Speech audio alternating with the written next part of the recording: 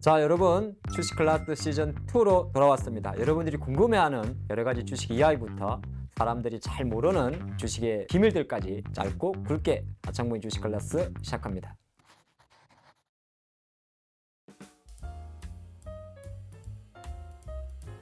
주식을 싸게 사서 비싸게 판다. 저점에 사서 고점에 판다.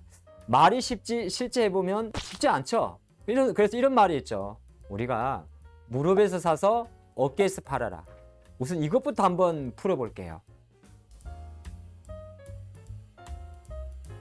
우선 어깨에서 판다는 거는 어느 정도 고점이 형성된 이후에 그 최고점보다 더 이상 추세를 이어가지 못하고, 그러니까 시세가 계속 상승하지 못하고 이렇게 꺾일 때 그때부터 주식을 매도해야 된다는 이야기겠죠. 그리고 보면 오늘 질문의 핵심이 일단 무릎에서 저점 매수, 어깨에서 파는 것보다 저점 매수에 대한 관심이 많으니까 오늘은 이 이야기를 풀어볼 건데, 자, 그림부터 한번 봐볼까요? 자, 주가가 이렇게 사이클을 그리고 있어요. 그래서 저점, 제가 L이라고 표시한 저점이 있을 거고, 고점, 높은 가격이죠. H라고 표시한 고점이 있어요. 그러면 많은 투자자분들이 여기 L, 저점에 사고 고점, H에서 팔고 싶겠죠. 근데 이게 말이 참 쉬워요. 이 L자 저점에서 살려고 하다 보니까 자꾸 물리는 거예요. 그래서 무릎에서 사서 어깨에서 판다는 거는 조금 올라온 자리, 바로 K 지점, K 지점에서 사서, 그리고 H, 고점을 찍고 나서 약간 내려온 S 시점, 어깨, 숄더가 되죠. 여기에서 판단 의미가 돼요. 이렇게 볼 수 있겠어요. 이론적으로는 맨 밑바닥, 발목이 저점인데 실제에서는 어느 정도 확인된 발목, 그러니까 발목에서 약간 올라와야 돼요. 최소한 정강이 정도? 왜 이런 이야기를 드리냐면, 이런 두 가지 의미가 있는데, 쉽게 말해서 우리가 지나온 상태에서의 최저점, 발목이라고 이야기하는 게 의미 있는 저점, 그리고 일정 부분 약간 올라왔을 때 이걸 확인된 저점이라 할 수 있어요. 그래서 우리가 저점에서 산다고 말할 때는 정확하게 표현하게 되면 어느 정도 확인된 저점, 무릎, 그렇게 보는 게 더 좋을 것 같아요. 주가가 자고 나면 내려가고 자고 나면 계속 지하실로 내려가죠. 그러다 보면 갑자기 장대 양봉이 이렇게 불쑥 나와요. 밑에 보면 그 10중 8구 대량 거래량이 유발돼요. 자, 이런 것을 보고 우리는 1차 의미 있는 저점이 생겼다. 우선 이렇게 봐요. 그래서 이렇게 정리를 해야 돼요. 발목을 잡고 이 자리, 바로 이 자리가 발목이 되는 거고, 이제 이 자리를 발목으로 해서 그 다음부터 한 단계씩 무릎을 찾아가는데, 최소한 5일선 위로 올라가는 자리, 바로 이 자리가 무릎이에요.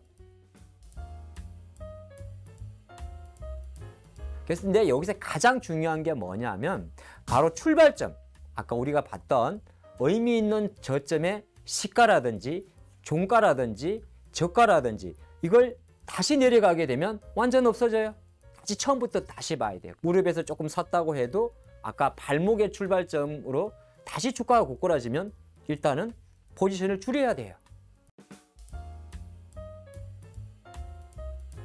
많은 투자가분들이 그냥 내려가면 고점 대비해서 내려왔다고 주식을 막 사잖아요. 내려왔다는 거는 우리가 약간 기술적 분석에서는 이동평균선에서 역배열이라고 해요. 역배열이라는 것은 장기, 중기, 단기가 거꾸로 놓여 있는 거죠. 계속적으로 지속 하락하는 건데, 지금 말씀드린 거는 이러한 지속 하락하는 상황에서의 저점 매수법 중에 하나인데요. 여기서 만약에 조금 내가 기술을 조금 높이고 싶어요. 주식에 경험이 없지 않더라도 이동평균선 정도는 여러분들이 쉽게 배울 수가 있어요. 그래서 제가 좀 자료를 준비해 봤어요. 자, 이걸 배열이라고 이야기를 해요. 이런 식으로 초반 같은 경우는 61선, 21선, 5일선 거꾸로 계속 내려가죠. 그러면 주가 계속 내려가는 거예요. 자, 그러다가 아까 우리가 살펴본 대로 갑자기 의미 있는 저점이 나와요. 대량 거래를 동반하게 돼서. 그럼 주가가 내려가다가 멈추겠죠. 그 다음에 나오는 배열이 이제 이 5일선이 21선 위로 잠깐 올라와요. 그래서 배열 자체가 61선, 5일선, 21선으로 바뀌겠죠. 이게 스테이지 1이에요. 자, 스테이지 2는 다시 그림을 한번 봐볼까요? 이제 5일선을 돌파한 주가가 조금씩 힘을 붙어요. 그러면서 다시 배열 자체가 5일선이 61선을 돌파해요. 그렇게 되긴 배열이 어떻게 바뀌겠어요? 5일선, 61선, 21선이 되겠죠. 그러면 어느 정도 발목에서 무릎까지 오면서 시세가 대부분 두 자릿수 이상 시세가 나요. 자, 그 상태에서 조금 더 내가 올라가고 싶다. 그러면 마지막 스테이지만 기다리면 돼요. 처음 출발이 역배열이었죠. 60, 25. 그러면 이제 시세가 계속 가려고 그러면 배열이 바뀌어요. 어떻게? 5, 20, 60 이렇게 이폭이 생겼죠. 이걸 정배열이라고 해요. 자, 오늘은 저점을 잡고 싶은데 지하실이 있고 자꾸 내려가는 어떻게 하면 좋을까를 우리가 이야기해 봤어요. 시장 전체가 이렇게 많이 하락할 때는 지수도 마찬가지로 종목들도 여기가 저점이네 했는데 계속 내려가요. 그러면 가장 중요한 거 하나는 기억하셔야 돼요. 고점 대비해서 얼마가 빠졌네라는 이유만으로 주식을 사면 그건 저점이 아니에요. 자, 그래서 장이 안 좋고 종목이 계속 내려가잖아요. 그 첫 번째는 리스크 관리예요. 리스크 관리에 집중을 하시고 또 하나가 주식이 보인다고 해서 막 사면 안 돼요. 약간 조심스럽게 소심하게 하시다 보면 좋은 기회가 올 거예요. 좋은 기회가 왔을 때 자신 있게.